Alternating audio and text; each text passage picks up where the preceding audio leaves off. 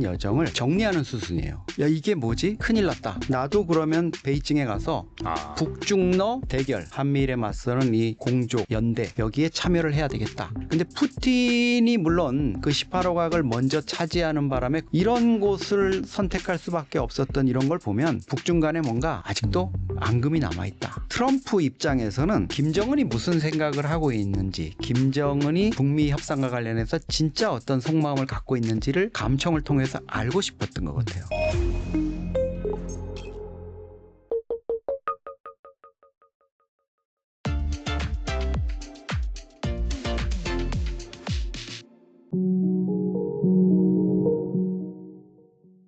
이용종 센터장님 모셨습니다. 안녕하세요. 네, 안녕하십니까. 네, 센터장님 모시고 여러분들이 궁금해하시는 이 북한과 관련된 지정학 이슈 살펴보도록 할 텐데, 가장 최근에 있었던 이 9월 3일 베이징에서 열린 중국의 이 80주년 기념 행사 열병식이죠. 네. 여기에 이제 김정은이 참석을 했습니다. 김정은의 이제 중국 방문은 6년 만이고, 네. 이 북한의 최고 지도자가 중국 열병식에 참석하는 거는 66년 만이라고 하더라고요. 맞습니다. 네.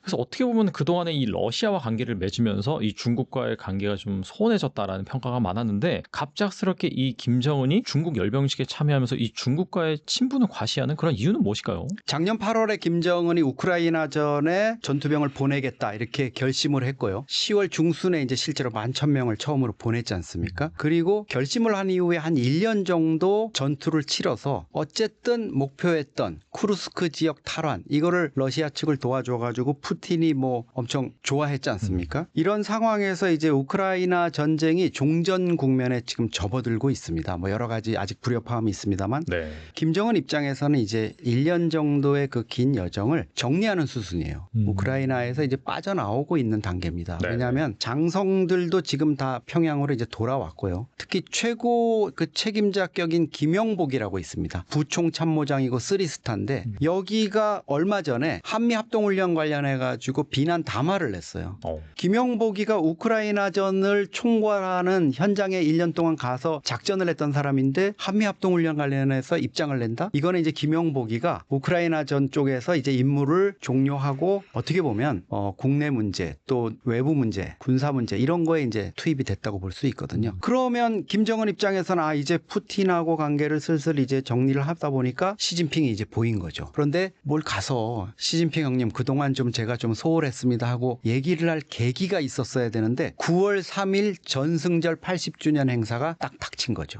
김정은 입장에서는 시진핑이 초청장을 어쨌든 보냈지 않습니까? 이때 가면은 내가 좀 몸값도 높이고 시진핑 형님이 마련한 잔치상을 좀 빛나게 할 수도 있으니까 이 정도면 좀 괜찮지 않을까 해서 가는 이런 무대를 만들었을 텐데, 결정적으로 김정은이 제가 보기에는 전승절 행사 가야 되겠다고 결심한 건 한미 정상회담인 것 같습니다. 8월 25일 날 이재명 대통령하고 트럼프 대통령이 만났는데 예상을 깨고 두 사람이 케미가 너무 좋았잖아요. 이재명 대통령이 또 그동안의 정치 성향이나 야당 지도자일 때 미국이나 이런 데 대하던과는 달리 너무 전향적인 모습을 보여줬지 않습니까? 근데 한미 정상회담이 중요한 거가 아니라 그거보다 더 중요한 게 이재명 대통령이 워싱턴으로 가기 전에 도쿄를 들려서 갔지 않습니까?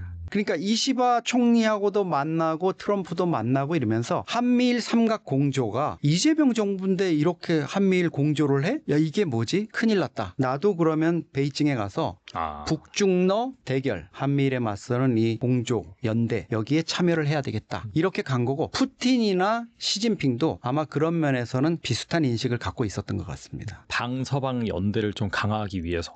맞습니다. 그렇죠. 이번 전승절, 중국 전승절 80주년 행사가 사실은 글로벌 사우스, 그러니까 대체로 지구 남반부에 있는 저개발 국가들, 개방을 도상 국가들 중에서 반미 연대에 좀 동참할 수 있는, 중국이 좀 영향력을 행사할 수 있는 국가들 위주로 편성이 됐거든요. 그런 자리에 이제 김정은과 시진핑 그리고 푸틴이 나란히 함으로써 어떻게 보면 트럼프 입장에서도 이거 좀 심상치 않네 하는 느낌을 가질 수 있었죠. 트럼프 대통령이 반미 모의작당이라고 얘기한 것도 그런 우려를 나타낸 거라고 할 수 있습니다. 근데 이제 그 중국 열병식에서 참석한 김정은이 계속 북한 대사관에 머물렀다 이런 네. 뉴스가 나왔더라고요. 네. 그러니까 해당 장소가 보니까 유동 인구가 많고 20층짜리 또 상가도 있고 해가지고 보안에 취약하다고 하더라고요. 근데 알고 보니까 이 김정은 숙소로 예상이 됐던 18호 각은 푸틴이 이제 선점을 했습니다. 그래서 이 겉으로는 뭔가 탄탄한 북중 관계를 뭐 과시하려고 보였지만은 어떻게 본다면은 이 시진핑이 김정을 대놓고 홀대했다 이런 평가도 가능할 것 같은데 어떻게 보세요 이거는? 네, 전반적으로 그림은 아주 좋았거든요. 시진핑이 김정은을 뭐 두 손을 맞잡고 환영을 하고 또 그 막루에 세워서 같이 군사 퍼레이드도 보고 이런 그림은 좋았는데 내부적으로 따지고 보니까 좀 불협화음이 있어요. 말씀하신 대로 외교에서 최고 외부 손님이 오는데 제일 중요한 게 뭡니까? 숙소 아닙니까? 그 외부의 손님이 와서 우리 집에 그런 시설이 있으면 모르지만 집에서 좋은 방에 모시는 게 최고겠죠. 외부 손님. 기본이고 예의죠 사실. 아니면 그게 공간이 좁으면 뭐 밖에 호텔에 모시느냐 또 뭐 여관에 모시느냐 어디 여인숙 허름한 어디 이런데 민박집에 모시느냐 이런 거에 따라서 손님 느낌이 다를 거 아닙니까? 김정은이 그동안 이번 전승절 참여에 앞서서 중국을 4차례 방문했었는데 그때 이 조어대라 그러죠. 중국말로는 다오이타이 거기 국빈각 18호각에 항상 묵었어요. 이거는 할아버지인 김일성 또 아버지 김정일도 항상 18호각에 묵은 전통이 있습니다. 근데 푸틴이 물론 그 18호각을 먼저 차지하는 바람에 그 공간이 없었다. 이렇게 하더라도 다른 국빈각이나 이런 것들을 내줄 수가 있었을 겁니다. 그러네요. 그런데 생각해보니까. 아마도 그 부분에 있어서 좀 뭔가 마음에 안 들게 한 것 같아요. 그러니까 김정은이 지금 이제 사진에 보시듯이 네. 공항 그 철도 베이징 철도역에서 내리자마자 곧바로 주회를 차 왼쪽에 태우고 어디로 가나 했더니 북한 대사관으로 지금 갔습니다. 북한 대사관 관저에 지금 들어서는 모습이고 대사니 뭐니 이런 사람들이 지금 좀 손님 맞이를 하고 있는 건데요. 여기를 그냥 잠깐 둘러보고 어디 다오이타이나 이런 데 가는 거 아니야? 이랬는데 여기서 2박을 했습니다. 그러니까 아마 많이 불편했을 거고요. 숙식 이런 것들이 불편했을 거고 특히 여기가 뭐 보안 때문에 혹시 대사관저를 간 거 아니냐 이런 관측도 있었는데 여기가 옆에 르탄 공원이라고 공원에 사람들도 북적거리고요. 그리고 최근에는 이 옆에 한 20층짜리 건물이 들어서서 거기서 사실 물론 중국 공안이 좀 통제를 했겠지만 경호 문제로 내려다보면 다 내려다 보이거든요. 이런 곳을 선택할 수밖에 없었던 이런 걸 보면 북중 간에 뭔가 아직도 앙금이 남아있다. 이거는 9월 4일 날 김정은 위원장하고 그다음에 시진핑이 정상회담을 했습니다. 근데 정상회담도 분위기는 뭐 화기애애했다고 양측이 그러지만 조금 달라요. 그러니까 신화통신은 김정은이 시진핑이 이제 중국의 관심사, 대만 문제나 티벳 문제나 이런 문제를 신장 위구르 자치구 이런 문제를 제기했더니 김정은이 거기에 전적으로 동의를 표했다. 그렇게 얘기했는데 네. 북한 관영 조선중앙통신은 거기에 대해서 한마디도 없었어요. 그러면서 상호 관심사에서 호상, 그러니까 상호 통보했다. 그러니까 시진핑은 내 앞에서 이렇게 떠들고 나는 내 하고 싶은 얘기, 김정은은 시진핑한테 이런 얘기 또 떠들었다. 노골적으로 얘기하면 이런 표현이고 그다음에 거기에는 허심탄회하게 의견을 교환했다 이렇게 나오거든요. 허심탄회하다는 건 양쪽이 좀 할 얘기 했다는 거죠. 보통 그러지 않으면 이제 화기애애하게 했다거나 건설적인 의견을 나누었다. 뭐 이렇게 되는데 허심탄회했다? 뭔가 좀 아직도 껄그적거리는 게 있습니다. 확실히 좀 풀 게 있었다라는 거는 확실하네요. 그렇죠. 네. 이게 단번에 이렇게 되기는 어려울 것 같아요. 아마 시진핑 입장에서 이 김정은을 전승절 행사에 앉혀야 뭐가 완성된 조합이 되니까 겉으로는 집 나갔던 아들 다시 불러가지고 뭐 아유 그동안 왜 그랬니 뭐 하고 따뜻한 밥 차려주고 뭐 이렇게 한 것 같지만 사실은 이 고해한 녀석 봐라. 너 좀 다시 이제 왔지. 그러나 내가 뭘 호락호락 이렇게 해주기는 어렵다 이런 게 있고 사실 이제 김정은이 이렇게 왔다 가면은 뭔가 선물이 있어야 되잖아요. 그렇죠. 경제 지원이라든가 뭔가 이런 맞아요, 얘기가 맞아요. 이제 솔솔 나와야 되는데 아직도 그 얘기는 들려오지 않고 있습니다. 김정은이 아무래도 이 경제 관련된 이슈 때문에 문제 때문에 중국한테 뭐 얘기를 했다든지 만난 거 아니겠어요? 정확한 말씀이세요. 그러니까 우크라이나전을 돕겠다면서 러시아에 파병을 하고 무기도 줬지 않습니까? 그 무기도 어마어마합니다. 152mm 포탄으로 한 사람은 1200만 발이에요. 정말 많은 물량을 주고 또 많은 전사자 희생까지 치르면서 지원을 했는데 러시아가 웬일인지 경제적으로 뭔가 북한을 줬다는 게 없어요. 식량이라든가 뭐 러시아가 풍부한 밀가루라든가 생필품이라든가 이런 게 들어갈 수가 있었거든요. 예전에 러시아가 북한을 지원할 때는 심지어 소방차까지 줬어요. 소방차 뭐 몇십 대 러시아제로 네. 이렇게 주고 이랬는데 지금 최근에 들어서 러시아가 뭐 줬다는 얘기가 없지 않습니까? 이런 점에서 보면 김정은이 김정은이 뭔가 좀 실망을 한 것 같아요. 그러니까 핵이라든가 또 ICBM 또 핵잠수함 만들고 싶어 하지 않습니까? 거기에 뭐 소형 원자로라든가 이런 기술들 핵심적인 거 5세대 스텔스 전투기 이런 거는 진짜 좀 큼지막한 거 줄 알았는데 안 준 것 같고 거기다가 유류, 원유라든가 뭐 식량 이런 것들 전혀 안 챙겨준 느낌? 그러니까 김정은 입장에서는 사실 안러 경중 우리가 뭐 한때 안미 경중 얘기 있었습니다만 안보는 러시아하고 좀 보장을 해가지고 하고 경제는 역시 중국이다. 이렇게 아마 턴을 하고 있는 중이 아닐까 이렇게 생각이 듭니다.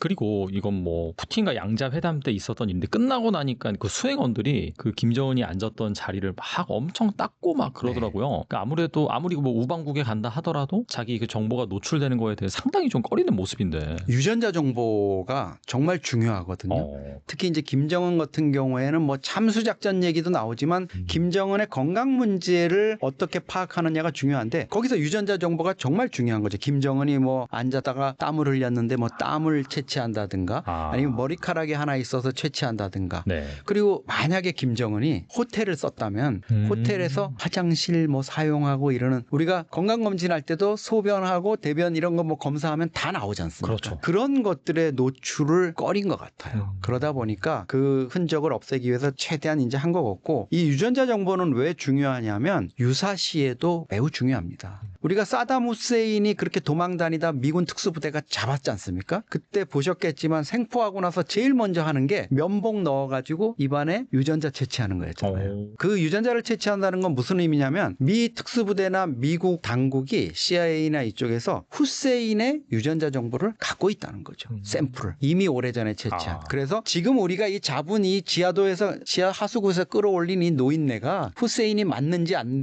맞는지 보내가지고 일치하는 걸 봐야 되잖아요. 만약에 김정은이 나중에 뭐 급변 사태나 이런 상황에 어디 저 백두산 골짜기에서 김정은 일당을 체포했다고 하는데 이게 진짜 김정은인지 아닌지 확인을 해야 되는 경우 한미 당국이 그 유전자 정보가 필요할 거 아닙니까? 이런 면에서 아마 북한도 유전자 정보의 노출 이런 거에 극도로 경계심을 보이는 것 같습니다. 확실히 이게 믿을 수는 없나 보네요.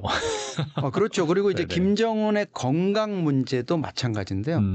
이런 유전자 정보라든가 이런 걸 통해서 건강이 다 노출이 될 수 있지 않습니까? 이번에도 보면 김정은이 천안문,天安문 그 막루에 올라가기 위해서 계단을 막 올라가는데 처음에는 시진핑, 푸틴하고 통역을 통해 가지고 막 얘기를 하는데 계단을 올라갈수록 말수가 줄어요.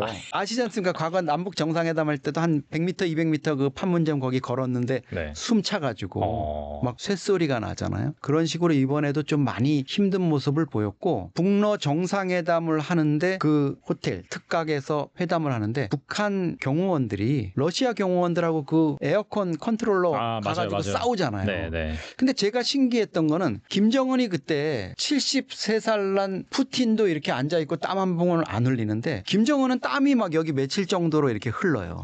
여기도 막 맺혀있고 많이 더웠단 말이에요. 그러면 에어컨을 낮춰야 정상인데 푸틴 경호원들은 20도로 유지해야 된다 그리고 북한 경호원들은 그걸 23도로 올리자고 싸운 거예요. 그래요? 그러니까 이게 뭔가 김정은이 그 에어컨 바람을 또 쐬면은 뭔가 문제가 생기는 이런 좀 극도로 우리가 알 수 없는 어떤 건강 상태가 아닐까 이런 생각도 좀 들었습니다. 저 낮추다는 건 줄 알았더니 더 높이자는 거였군요. 맞습니다. 그게 23도와 20도가 얼마나 차이가 나는지 모르겠는데 둘이 약간 기싸움을 벌였는데 결국은 러시아 경호원이 이겼어요.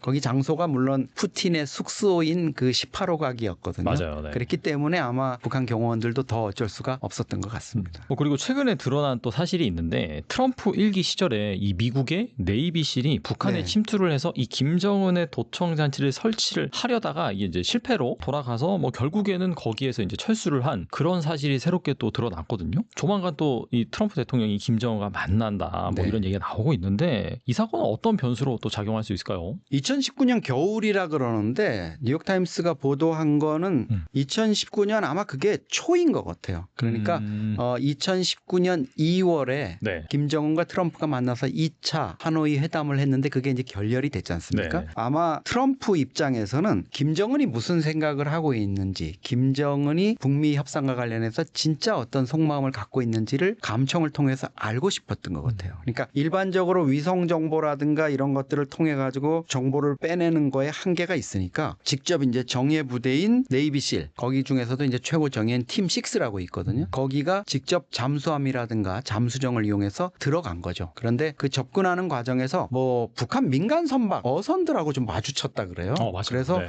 그 민간 선박을 다 뭐 이렇게 제거를 하고 나왔다는 건데, 근데 제가 이제 좀 미스테리인 거는 그런 상황이 생겨서 결국은 실패를 했지만 북한 입장에서는 그 상황을 어느 정도 알 수는 있었지 않았을까 이런 생각도 들거든요. 왜냐하면 총격이 있었고 맞아요. 거기다 네. 민간 선박이 뭐 가라앉고 그 전원 사살했다 그러니까 시신이라든가 이런 것들을 통해 가지고도 알 수 있었을 텐데 북한도 침묵하고 또 미국도 침묵했었다. 트럼프 대통령은 지금 거기에 대해서 모른다고 본인이 얘기하는데 네. 만약에 이런 작전이 있었다면 몰랐을 리가 없을 것 같다. 이렇게 이제 얘기를 하고 있고, 또 일본도 그 동해, 북한의 동해안 쪽에서 벌어지는 일이면 거의 일본도 몇 개의 위성을 띄워가지고 다 보지 않습니까? 대북 감시를. 그러면 이런 상황을 알았을 텐데 왜 한미일이 다 침묵하고 있었을까? 미국이야 뭐 자기네들이 저지른 일이니까 그렇다고 볼 수 있는데 그런 부분은 여전히 좀 미스테리로 남아 있고요. 제가 이제 우리 특수작전부대, 대북 특파공작이나 이런 것들도 했던 그 관계자분들한테 물어보니까